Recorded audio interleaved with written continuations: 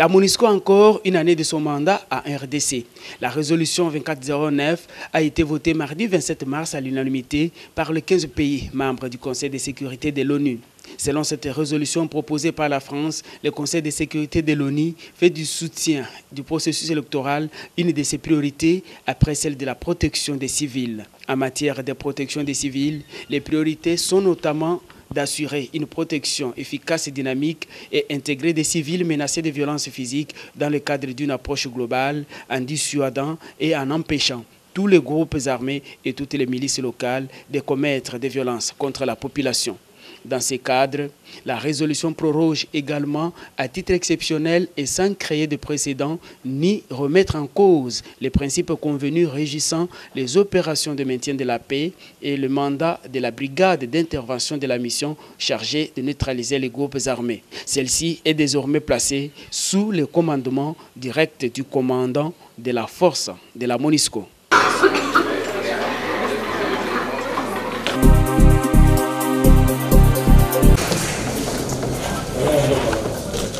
Le président de la Commission électorale nationale indépendante, Corneille Nangaa, a déclaré devant la Cour constitutionnelle que la loi électorale actuelle n'a pas opéré des changements dans le système électoral congolais.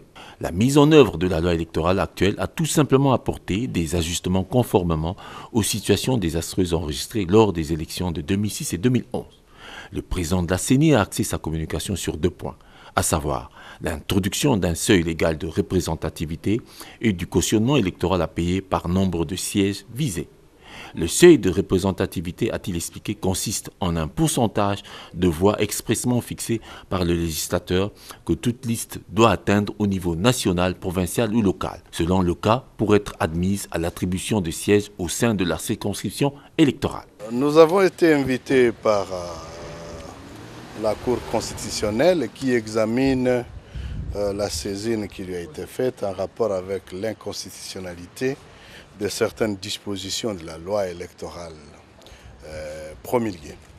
À cet effet, conformément à la loi organique, nous avons été invités en tant qu'experts pour donner certains éclairages aux juges de la Haute Cour, l'éclaircissement sur certaines dispositions, dont surtout la disposition en rapport avec le cautionnement électoral, mais aussi la disposition en rapport avec le seuil de représentativité tel que décliné dans la nouvelle loi électorale. Devant circonscrire le cadre de la rencontre, la Cour constitutionnelle a indiqué, avant de se prononcer sur les 3 requêtes en inconstitutionnalité, sur la conformité des applications de la loi électorale en vigueur relativement au montant du cautionnement par nombre de sièges visés et au seuil légal de représentativité ainsi qu'aux conséquences de ce seuil sur les candidats indépendants, tout en estimant important d'échanger avant tout avec la CENI en sa qualité d'expert du gouvernement. Le cap est désormais vers les élections. La date du 23 décembre 2018, cette date qui est devant nous. Le 6 avril prochain, il nous revient de publier les statistiques des électeurs par entité, ce qui va nous permettre de donner les algorithmes nécessaires à la loi sur la répartition des sièges que les députés et sénateurs sont invités à examiner au cours de cette session parlementaire. L'occasion de votre visite à la Commission électorale nationale indépendante. Il s'agit d'une étape capitale pour l'organisation du processus électoral quant à l'engagement et la reconnaissance des partis politiques autorisés à compétir pour se gagner des sièges dans les circonscriptions. La communauté nationale, surtout, mais aussi à ceux de nos partenaires qui nous accompagnent, que le processus électoral pour nous est inéluctable. Nous sommes entrés dans une phase de non-retour. À partir d'aujourd'hui, on sait la composition des équipes, de ceux qui vont concourir à la réalisation de la volonté populaire de se choisir ses dirigeants. À partir de ce moment, donc, avec la CENI, nous entrons dans une phase décisive parce que tout devient possible à partir d'aujourd'hui. Nous avons eu notre bonne nouvelle en fin de semaine passée, que le gouvernement ait statué une fois pour toutes, qu'il avait fini, qu'il avait bouclé le montage financier du financement des élections en caisse propre. C'est un acte de souveraineté qui a été posée lors de la réunion interinstitutionnelle, voici qu'aujourd'hui, techniquement, nous sommes en mesure de dire que ces élections, plus personne ne peut en arrêter la marche, plus personne ne peut en obstruer l'occurrence. Donc rien à faire, messieurs, mesdames, si vous êtes candidats, il n'y a plus à perdre du temps, préparez-vous, bientôt le peuple souverain va décider de votre sort. Le vice-premier ministre et ministre de l'Intérieur Henri Mova-Sakani, en fait, par sa démarche auprès de la CENI, en déposant la liste des partis politiques que ses services ont homologués pour les scrutins à venir, éclaircit le champ assez encombré des partis et regroupements politiques de la RDC. Si jamais persistent les dissensions, il y a d'autres instances pour le faire, c'est-à-dire le niveau de cours et tribunaux. Mais en tout cas, ce qui a été fait enveloppe l'ensemble de la scène politique, de sorte que personne n'est déjà écarté du fait des problèmes qu'il aurait eu au sein de son parti, quitte à ce que les autres instances jouent leur partition. Voilà. Personne n'ignore que la question des partis dédoublés demeure un véritable embarras.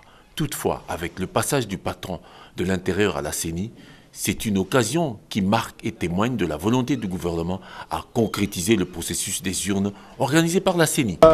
Malheureusement, nous n'avons pas juridiction sur la police de ce que les partis politiques doivent avoir comme loi interne. Ceux qui ne se sont pas mis d'accord, une médiation a été menée par le Comité national de suivi de l'accord. On a trouvé parfois des ententes qui ont permis que les listes ne soient pas en contradiction. Mais ceux qui ne se sont pas mis d'accord, parce que la volonté de ceux qui ont négocié à la Saint-Sylvestre était de faire en sorte que ces élections soient inclusives, que personne ne soit laissé au bord du chemin du fait qu'il y a des altercations au sein des formations politiques, nous avons dû aligner donc tout le monde, au peuple d'en décider. La CENI a un travail à faire certainement pour constater ceux qui ne sont pas dans la réglementation rigoureuse, mais nous avons fait notre part. Pour ce qui est de l'ardeur des Congolais en vue de conquérir le pouvoir, environ 600 partis politiques et près de 100 regroupements politiques témoignent de toute l'importance des élections du 23 décembre 2018 prochain.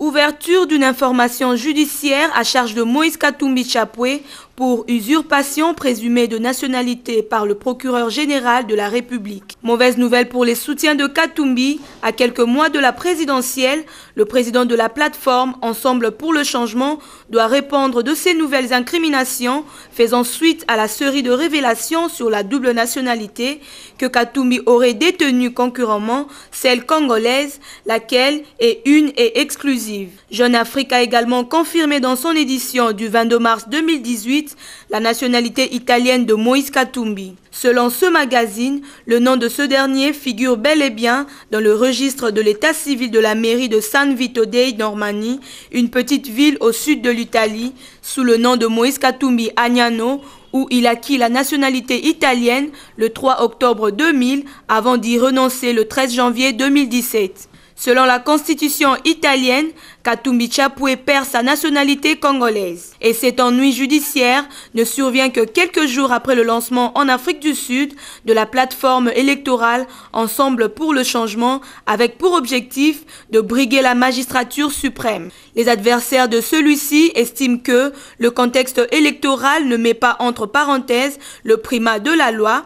La première personnalité congolaise politique à être confrontée au problème de la double nationalité n'est pas seulement Katumbi, car avant lui, de nombreux acteurs sur la scène politique ont fait cette mauvaise expérience.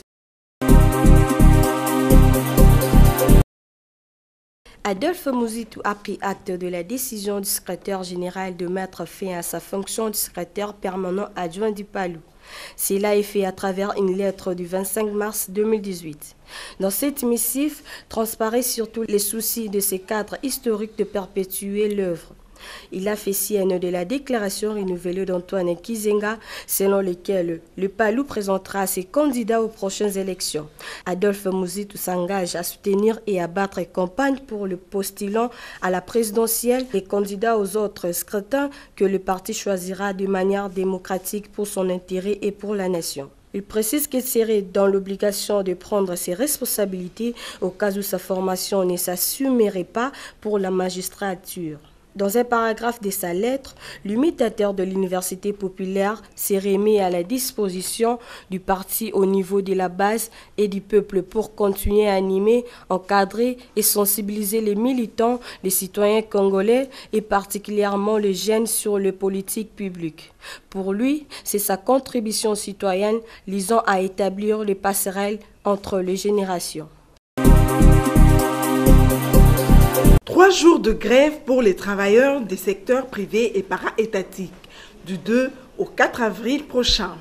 L'annonce a été faite par le coordonnateur de l'intersyndicale du Congo, Guy Koukou, lors de l'Assemblée générale de cette structure tenue mardi 27 mars dernier à Fatima. Cette grève est consécutive à la non-signature par le gouvernement des lois sur le salaire minimum interprofessionnel garanti, SMIG en sigle, approuvées par le Conseil national du travail lors de la réunion tripartite d'octobre 2017.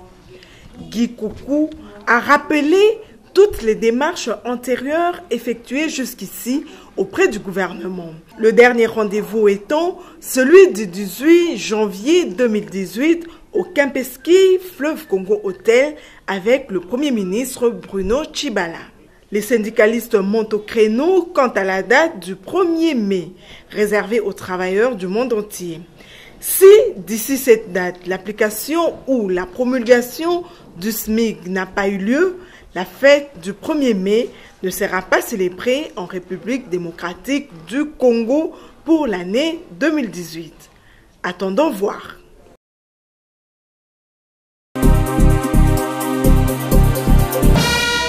Les commissaires provinciaux de la ville de Kinshasa frappent fort dans le rang de la police et même des civils qui troublent la quiétude des Kinois. Ce mardi, lors de la parade organisée au terrain flamboyant à Gombe, 6 policiers de circulation routière ont été radiés de la PCR à cause de tracasseries et actes de vol.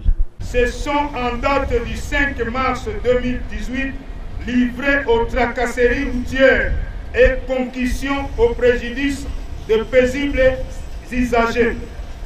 Dans les mêmes circonstances, ils ont tenu des propos outrageants et désobligeants envers une autorité.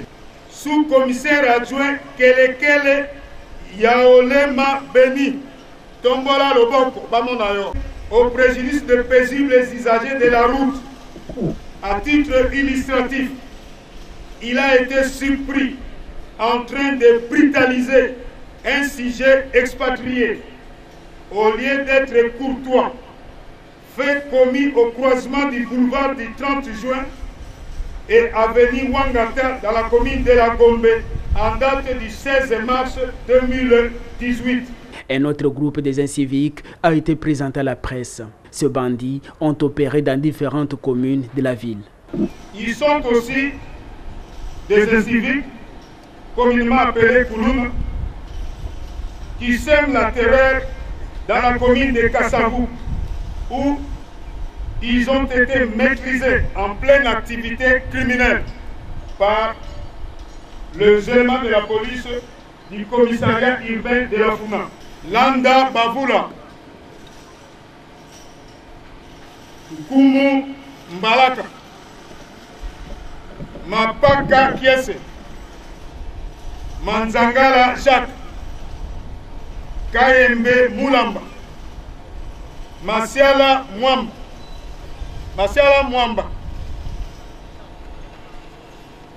Ce sont des inciviques communément appelés Koulouna qui troublent la quiétude à Massina Pascal et quartier Maviokel dans la commune de Kimbanse.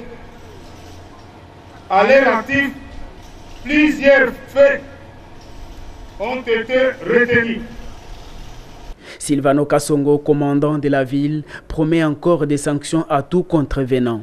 Sur place, le commandant de la commune de la Gombe a été suspendu pour avoir laissé les mototaximens circuler en pleine ville au mépris des mesures prises par les autorités.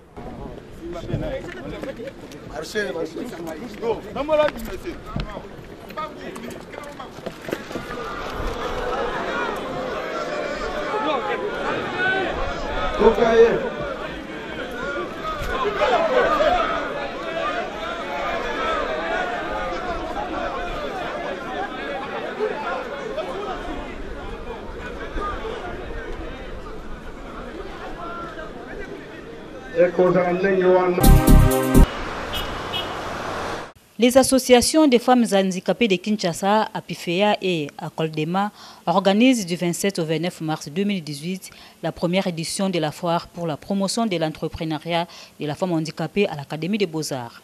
Le ministre du Genre, Famille et Enfants, qui a donné le go de ces assises, a vanté les niveaux de la participation de cette catégorie de la femme dans la mise en œuvre du plan stratégique de ces ministères. Pour les organisatrices, la femme handicapée a une mobilité réduite qui entraîne la pauvreté. Voilà pourquoi elle doit se lancer dans l'entrepreneuriat. Ces femmes, venues des associations différentes, ont exposé leurs produits, chacune selon son domaine. Pour ces femmes, l'absence de l'instruction ou de la formation a poussé certaines femmes handicapées à la mendicité. Ceux qui sont dans la rue parce qu'ils n'ont pas été formés, c'est pour ça que je ne pourrais pas les condamner. Mais si on les scolarisait, ils suivaient une certaine formation, ils ne seront plus dans la rue. À noter qu'en plus de l'exposition, les conférences débats sont aussi organisées sous le thème principal, l'entrepreneuriat, moteur de l'autonomisation de la femme handicapée.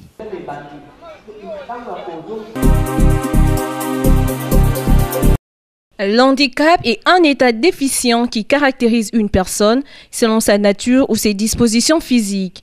Dans l'opinion cependant, on a tendance à ranger les personnes handicapées et celles vivant avec handicap dans la même catégorie. Une personne vivant avec handicap, c'est prise de la manière générale. Donc, les Koulouna, ce sont des personnes handicapées. Ce sont des personnes vivant avec handicap. Mais pas handicap physique, mais handicap sociaux. Donc, si vous voulez parler plutôt des personnes vivant avec handicap, là, vous allez prendre dans les manières générales, d'une façon générale. Arnaud Ngalamouloumé, victime d'un handicap visuel, s'assume sans complexe et précise la discrimination des personnes de sa catégorie, cas des albinos. Les albinos, ce sont des personnes handicapées parce qu'ils ont premièrement un problème de vision. Et les albinos, ils sont plus exposés à des diverses maladies. Pourquoi ils sont considérés personnes handicapées? Parce qu'eux aussi sont victimes de beaucoup de discrimination. Être handicapé n'est pas une fatalité sans secours. Arnaud Ngalamouloumé estime et conseille le courage et la volonté de s'en sortir. Il faut d'abord avoir confiance en soi. Si moi aujourd'hui, je suis accepté partout parce que je me suis valorisé. Donc si vous voulez rester à la maison, ne pas étudier, bon, tu te dis, voilà, je suis une personne handicapée, quoi faire, tout ça, on va m'injurier, on va m'insulter, on va me discriminer, tu vas rester comme ça. Donc, bats-toi, prends ton lit, marche et frappe toutes les portes, si possible, au besoin, pour qu'il y aura, non, même pas toutes les portes, mais il y aura une porte qui sera ouverte devant toi. C'est dans le souci de l'émergence de la jeunesse congolaise que Jean-Charles Okoto Lolakombe, ambassadeur plénipotentiaire et extraordinaire de la RDC en Chine, vient d'obtenir un accord de principe pour l'installation à Kinshasa d'une usine chinoise spécialisée dans la fabrication des chaussures pour dames. Ce projet devra à terme créer 10 000 emplois pour les jeunes Congolais. Ainsi, le directeur général de cette société chinoise dénommée Huajin Group effectuera une descente à Kinshasa d'ici fin avril début mai pour une prospection. Selon une source, 200 à 250 jeunes Congolais devront, avant l'installation de l'usine à Kinshasa, aller en Chine pour une formation spéciale. Signalons que l'installation de cette entreprise chinoise n'est que la conséquence du passage de l'ambassadeur Jean-Charles Okoto dans les provinces chinoises, où il a appelé aux investissements chinois en RDC. Huajin Group, qui dispose de 2 usines en Chine et produit 30 000 paires de chaussures par jour, a répondu favorablement à l'appel du représentant du chef de l'État en Chine, Jean-Charles Okoto Lolakombe, déterminé jusque très loin du pays de concrétiser la vision du RACE pour l'emploi dans son pays, la RDC.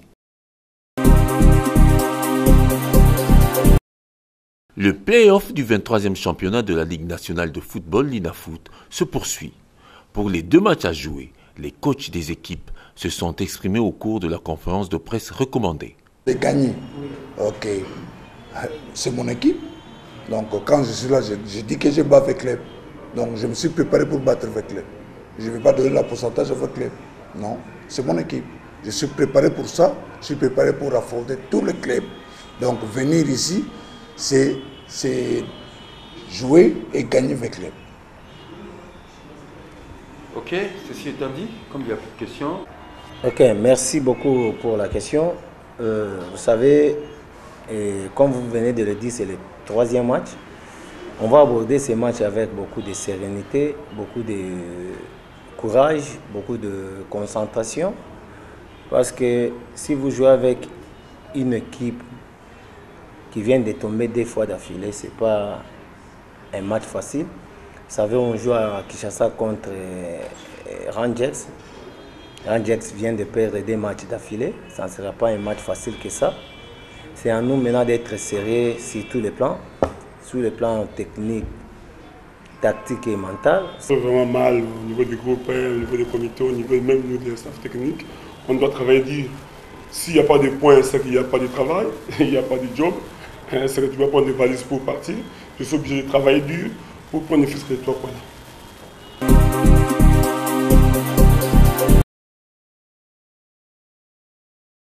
Parti et regroupement politique en RDC, la liste complète sur la table de la CENI révèle la prospérité qui livre le passage du vice-premier ministre et ministre de l'Intérieur Henri Mouva-Sakani à la CENI. Le journal, malgré le fait que le contenu de la dite liste n'ait pas été divulgué, ce sont près de 600 partis politiques et quelques 100 regroupements qui seraient repris dans cette liste dont la publication serait utile pour éclaircir le ciel encombré de l'espace politique congolais. Attendons donc de connaître le contenu. Le procureur général de la République passe à l'acte, titre pour sa part Forum des As, qui aborde l'épineuse question de la nationalité italienne de Moïse Katumbi. Forum des As indique qu'une information judiciaire à charge de l'ex-gouverneur du Katanga pour usurpation présumée de nationalité congolaise a été ouverte au parquet général de la République.